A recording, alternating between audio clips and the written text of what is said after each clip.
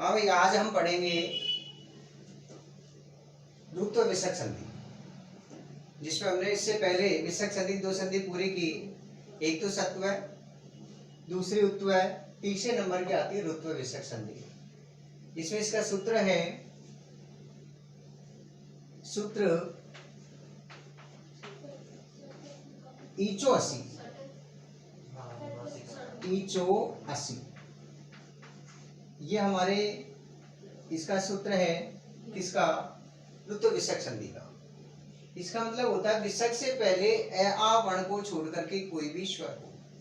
विसर्ग से पहले ए आ वर्ण को छोड़ करके कोई भी स्वर हो। विसर्ग के बाद में व्यंजन वर्ग का 3, 4, 5 वर्ण हो, या है वह हो, या कोई स्वर आता है। ये विसर्ग है। इससे पहले ए या आ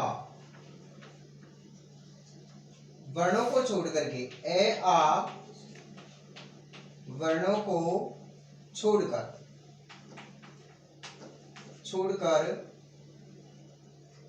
कोई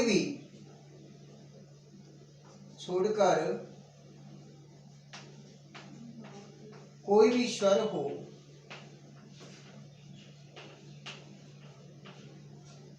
और विसर्ग के बाद में क्या हो? विसर्ग के बाद में अस प्रत्याहार के वर्ण हो। अस प्रत्याहार। अस प्रत्याहार में कौन कौन से वर्ण आते हैं? अस प्रत्याहार में आते हैं स्वर या व्यंजन वर्ग का 3रा, 4था, 5वां, या है, ये, वे, रे और ल। इस प्रकार से ये वर्ण आते हैं अस प्रत्याहार। तो विसर्ग के स्थान पर क्या होता है? विसर्ग के स्थान पर रकार हो जाता है। रकार का मतलब होता है रे हो जाता है। ध्यान देंगे, विसर्ग से पहले ए आ वर्ण को छोड़कर कोई भी स्वर हो। अधिकांशतः इसमें क्या आता है? ई और यू आता है। ठीक है, ए आ वर्ण को छोड़कर कोई भी स्वर हो। विसर्ग के बाद में अस प्रत्याहार के वर्ण हो, जिसमें कौन कौन से स्वर? 3, 4, 5। तीसरा प्रत्येक वर्ग का 3रा, 4था, 5वां, है, ये, वे, रे। इस प्रकार से वर्ण होते हैं। तो विसर्ग के स्थान पर क्या बनता है? र। जैसे हमने लिखा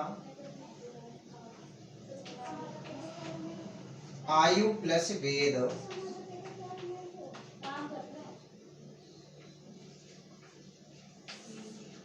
धनु प्लस वेद,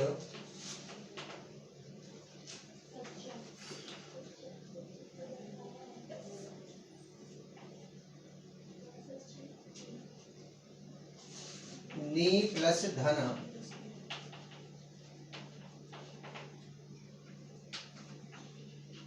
दो प्लस जन,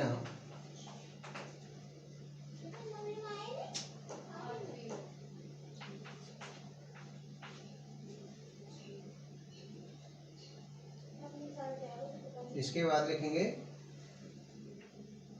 यजु प्लस वेद,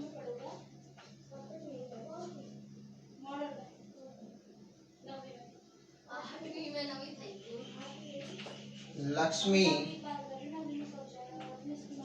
प्लस इति,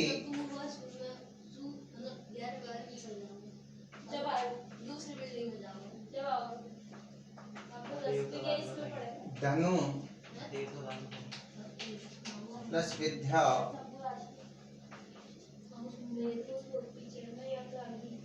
ये हमने उदाहरण लिखे। आयु प्लस वेद क्या बनेगा? आयुर्वेद। विसर्ग का रे बनेगा, रे आधा रहेगा तो धनु आयुर्वेद बन जाएगा। धनु में वेद जोड़ेंगे, धनुर्वेद। ये वे आ रहा है, इसमें वे लिखा हो, ये रहा। इसके बाद में निर्धन, ये कौन सा वर्ण? ते, थे, दे, धे, चौथा वर्ण है। दुर्जन, इसके बाद में है यजुर्वेद, लक्ष्मी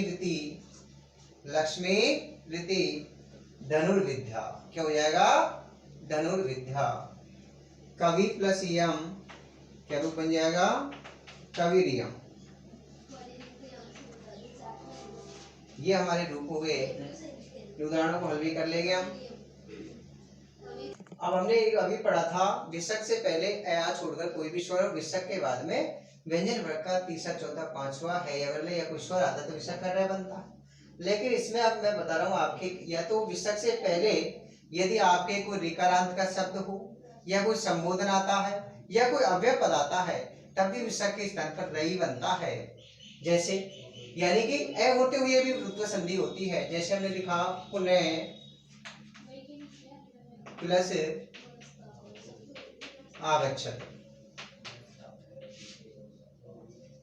पुनः प्लस जन्म,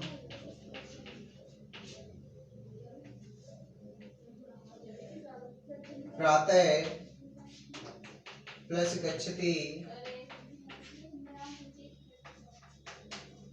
मातः प्लस वंदे, पितः प्लस वंदे।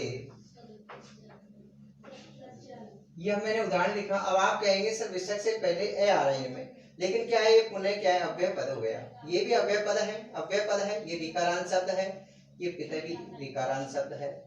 तो इससे बताया गया है या तो कोई अव्यय पद हो या कोई विकारांत का कोई शब्द है या कोई संबोधन का ऐसा कोई रूप आता है तो वहां पर आपके ए होते हुए भी कौन सी संधि होती है, ऋत्व विसर्ग संधि। इसमें ऋत्व विसर्ग संधि होगी। जैसे हमने लिखा पुनरागच्छत रूप हो जाएगा इसका, पुनरागच्छत।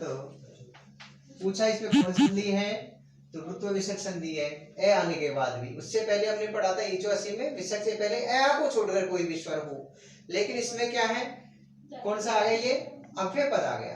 ठीक है, पुनः प्लस जन्म क्या हो जाएगा, पुनर्जन्म। उसी प्रकार से प्रातः गच्छति, प्रातः गच्छति, इसमें रूप हो जाएगा मातृ वंदे, इसमें रूप हो जाएगा पितृ वंदे। ये हमारे ऋत्व विसर्ग संधि पूरी। इसके बाद में हम आगे जो टॉपिक लेंगे उसे अगली वीडियो में हम पढ़ेंगे लोक विसर्ग संधि के उदाहरण, लोक विसर्ग संधि की परिभाषाएं।